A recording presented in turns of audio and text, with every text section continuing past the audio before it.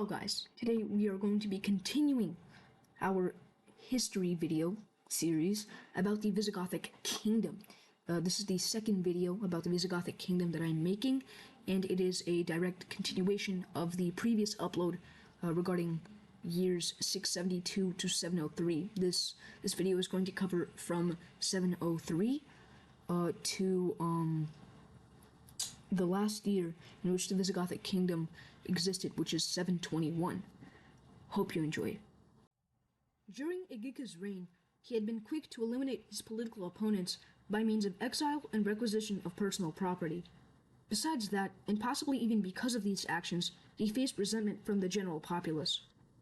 It was the incentive to restore trust in the people that promulgated Wittiza to pardon several of these previously banished government officials, as well as to relinquish their high-ranking offices and private estates.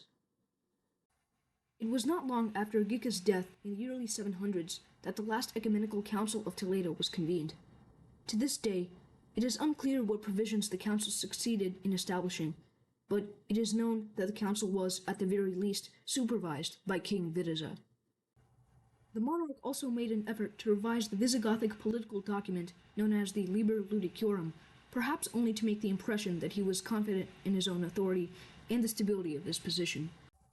Sometime between 710 and 711, Wittiza died, most likely murdered by a man named Roderick.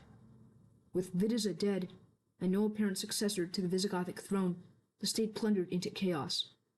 Roderick proceeded to usurp the title of king, establishing his power base in the southwest corner of the peninsula, while a certain Attila II, possibly Wittiza's biological son, asserted control over the regions of Tarraconensis and Narbonensis in the northeast.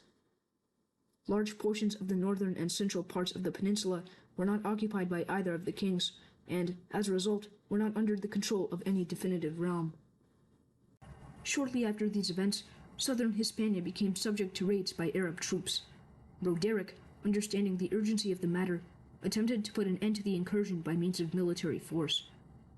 Unfortunately for the king, he was killed at the Battle of Guadalajara.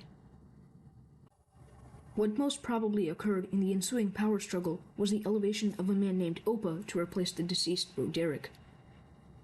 By 714, the great majority of the peninsula had fallen to the Arab invaders, and Attila II passed away, likely killed in battle by the former. Following Attila II's death, a man named Ardo assumed the vacant throne. At this point, the Visigothic kingdom was no more than a small, insignificant sliver of land located within the boundaries of Septimania.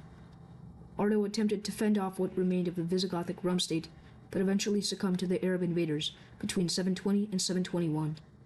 His death marked the end of the Visigothic kingdom.